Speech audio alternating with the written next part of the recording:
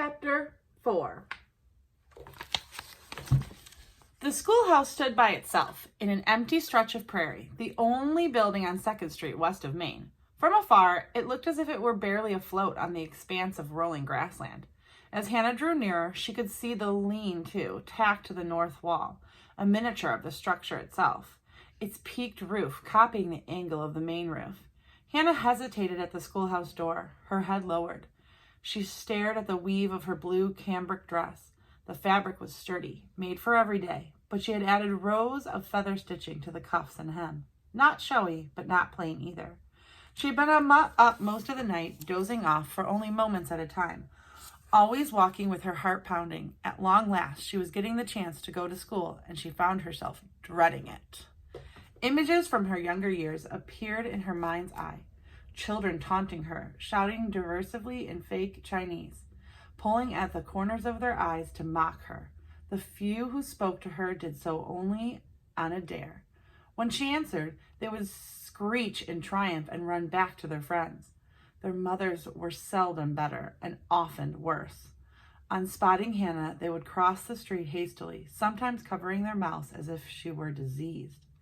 Or they would pull their smaller children behind their skirts, protecting them. From what? Hannah always wondered. As she stood on the threshold of the schoolhouse, it was hard for her to recall why she had wanted so badly to be here. I could turn around and go home. Maybe Papa is right about a diploma being just a piece of paper. Then Mama was in her head again, showing her how to weave the needle in and out of the last few stitches on the wrong side of a garment, pulling the thread through to ensure that the seam would not come unstitched. Finish, Mama had said. Good work is no good if you don't finish. A diploma was more than a piece of paper. It was proof that she had finished her high school studies. A big breath. One arm wrapped around tightly around her books and her face far back in the deep scoop bonnet, she turned the doorknob. Hannah had deliberately arrived early. She wanted to be seated before the other students came in. The teacher, a fair young woman with light brown hair twisted into a knot low on the nape of her neck, was sitting behind a big desk across the room. You must be Hannah Edmonds, the teacher said.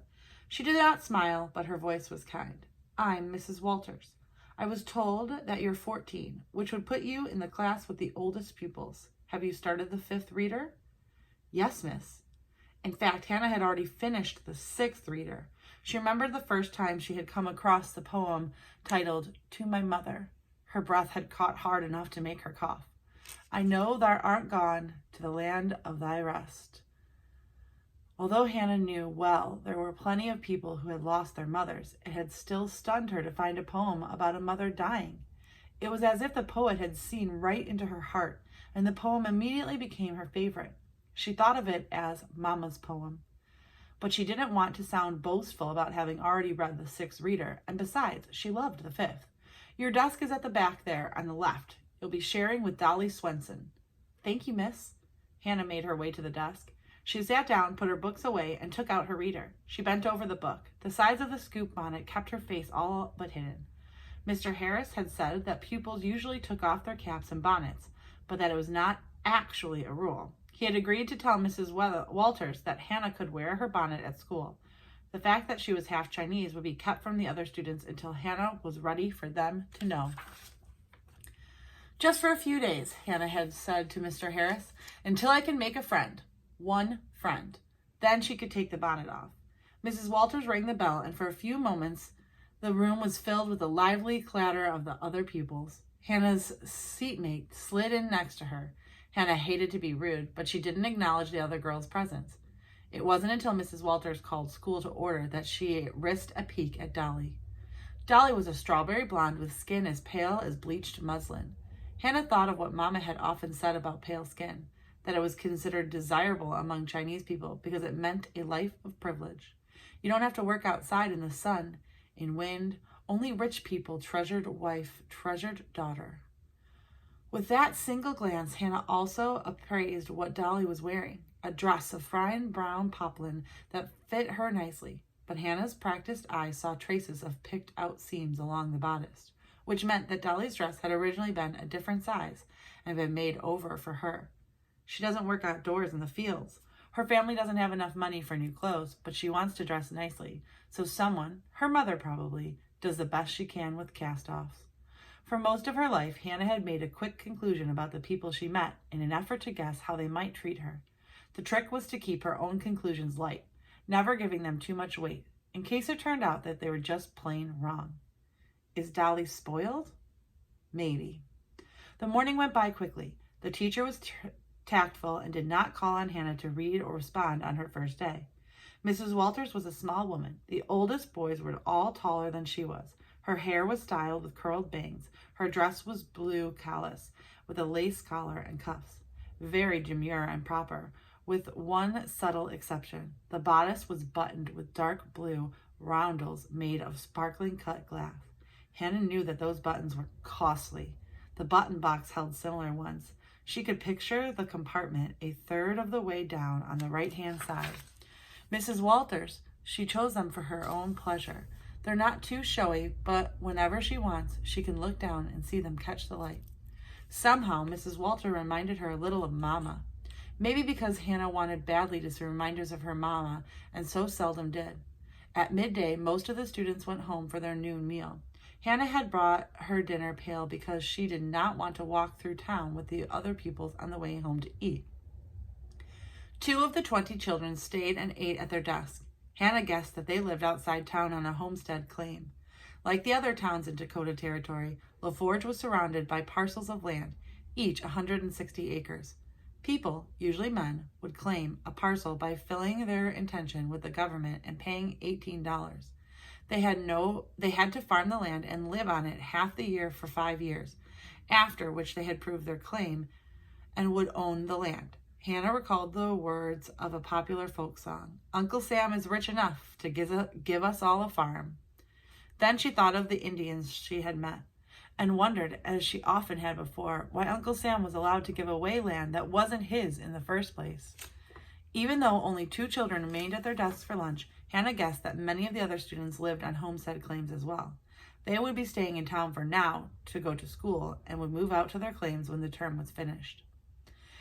As the hour came to an end, the older girls returned and gathered in the schoolroom. Having heard them recite their lessons earlier, Hannah now knew the names of the students in her class. Besides Dolly, the girls were Bess, Margaret, and Edith. Bess's last name was Harris, so she would be Mr. Harris's daughter. The boys were Albert, Ned, and Sam. Hannah guessed that Margaret and Albert were siblings. They looked so much alike. Bess and Ned were the best friends. Edith smiled the most. Hannah sensed something else too. The other girls don't like Dolly. Bess, Margaret, and Edith stood in a cluster at the window, watching the boys play ball outside, with Dolly standing a step apart. Hannah stayed at her desk, her reader open in front of her, although she wasn't reading. She was thinking, the girls might not like Dolly because she's spoiled, so I could be right about that. Or she could be perfectly nice and they're mean to her for some other reason that might not be her fault. It seemed to Hannah that there were always 100 reasons for disliking people and not nearly enough reasons for liking them. For the moment, it was looking as if Dolly might be her best chance at a friend. This afternoon, Mrs. Walters chose a few of the older students to read aloud from the 5th reader. Hannah stared down at the book, following every word. Dolly and Ned took their turns. Then the teacher called on Bess. Bess had brown hair, braided and coiled at the back of her head. From the size of the coil, Hannah could tell that when unbraided, Bess's hair would fall to at least her hips. She was the shortest of the big girls, sturdily built, with a round face and a chin dimple. She chose a poem called Monet's Ledge, about a lighthouse keeper and the shipwreck of his son's boat. Like spectral hounds across the sky, the white clouds scud before the storm, and naked in the howling night, the red-eyed lighthouse lifts its form. Bess read beautifully, her voice rising and falling like the sea waves. There was not a sound in the room as she reached the closing stanzas. Young Charlie, with the chestnut hair and hazel eyes, would he survive the storm? The other pupils had abandoned any pretense of attending to their own studies. They were all staring wide-eyed at Bess. When she finished reading, the whole room seemed to heave a sigh. Hannah stole a quick glance at Mrs. Walters, who seemed to be trying not to smile. She knows that everyone is listening, Hannah thought, but that's what she wanted. Nicely done, Bess, Miss Walters said. Hannah saw Bess blink a few times, almost as if waking then blush at the teacher's praise and lower her head a little. Why is she a bit shy? But not while she was reading. Sam was next. Although he was not much taller than the other students, he looked to be the oldest in the class. With wide shoulders and a firm brow, he was blond and brown-eyed, his face tanned and hair bleached by the sun. He had a very quick smile that might have been called cheeky if he wasn't so friendly. The blind men and the elephant, he announced. Sam had chosen one of Hannah's very favorite selections from the reader, a funny poem about 6 blind men and their mistaken assumptions about an elephant. By the 3rd stanza, most of the pupils were hiding their giggles behind their hands. By the 5th, many were chuckling out loud. Hush, Miss Walters said. Her voice was stern, but she had the same smile behind her eyes. Everyone quieted down to listen to Sam recite the last verses. And to these men of Indostan disputed loud and long, each in his own opinion exceeding stiff and strong, though each was partly in the right and all were in the wrong. Hannah couldn't help but smile as the whole room burst into applause and laughter. Sam was not the least bit shy. He grinned and made an exaggerated bow. Sam, Mrs. Walters said, you read very well, but please remember that modesty is always becoming. Yes, teacher, Sam said. You may return to your seat. As Sam passed Hannah's desk, he was still smiling. Is he smiling at me? Alarmed, she tried to draw back deeper into her bonnet. She did not want to be singled out, not even by a nice-looking boy with a friendly smile.